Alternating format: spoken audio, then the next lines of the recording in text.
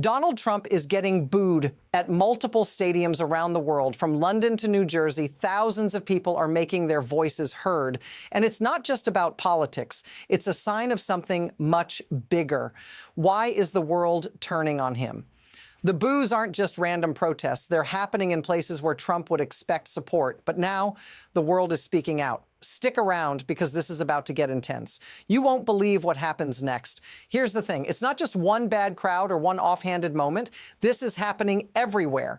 On the same day, in different corners of the world, Trump is getting booed at major events. From the O2 Arena in London during an NBA game to a music festival in New Jersey, it's clear there's a growing movement of discontent. But why now? What's changed? Is it just anger over his politics, or is there something more beneath the surface? Let's dive into what these stadiums are really saying. So, what exactly triggered the boos? At the O2 Arena in London, it wasn't just the usual protest. During the national anthem, the crowd erupted, chanting, "Leave Greenland alone."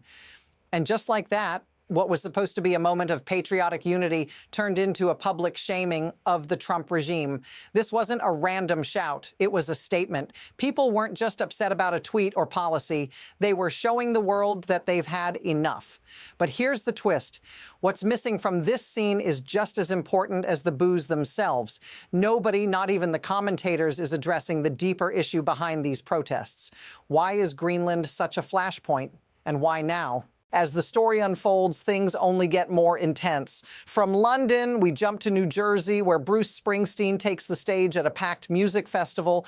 And when he speaks out against Trump's regime, the crowd doesn't just agree, they explode with applause.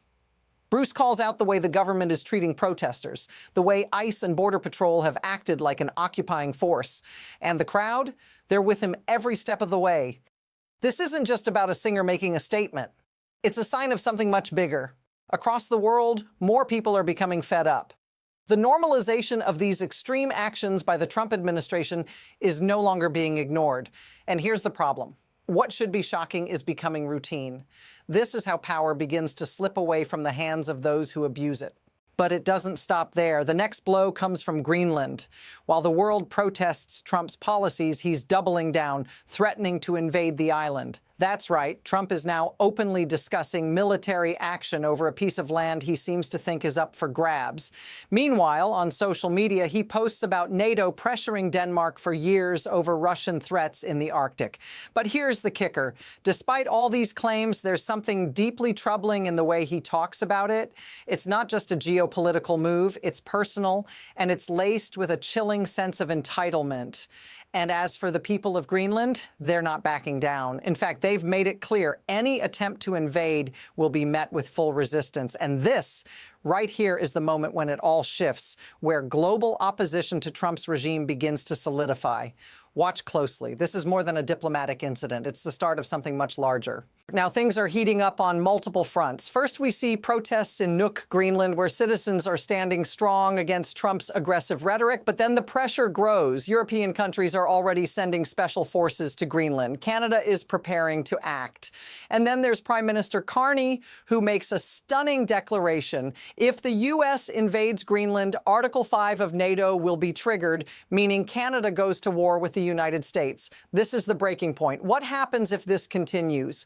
The world is on the edge, and all it takes is one wrong move for this to escalate into something far bigger than anyone could predict. The stakes are rising and the clock is ticking. But what does this really mean for you? For the average person, these global events aren't just headlines. They're the very things shaping your future. You don't need to be in Greenland or New Jersey to feel the ripple effects. From skyrocketing prices in the U.S. to increasing tensions globally, the world is getting more volatile by the day. It's not just the elites or the politicians who will bear the brunt. It's everyday people like you.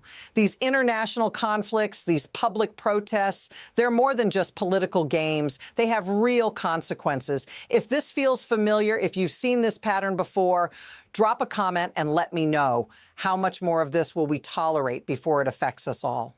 Now let's step back and look at what's really behind all of this. The system that allows these tensions to build and boil over isn't a mystery. It's a well-oiled machine.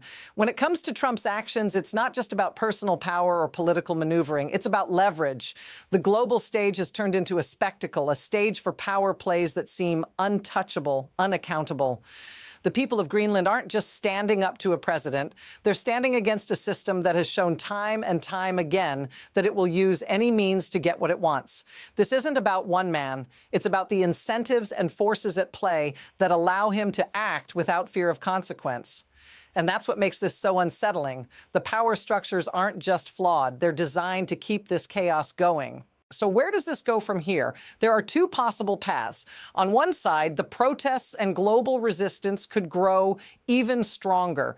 Countries like Canada and those in Europe could unite to put serious pressure on the U.S., forcing a change in course. But on the other side, if Trump doubles down, if the U.S. pushes forward with its aggressive tactics, we could be staring down a full-blown international crisis.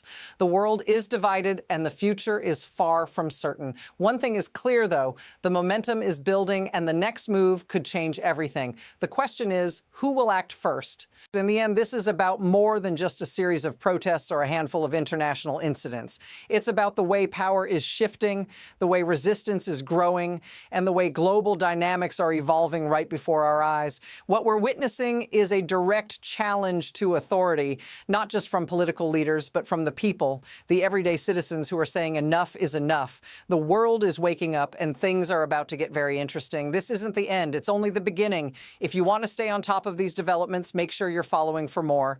This story is far from over.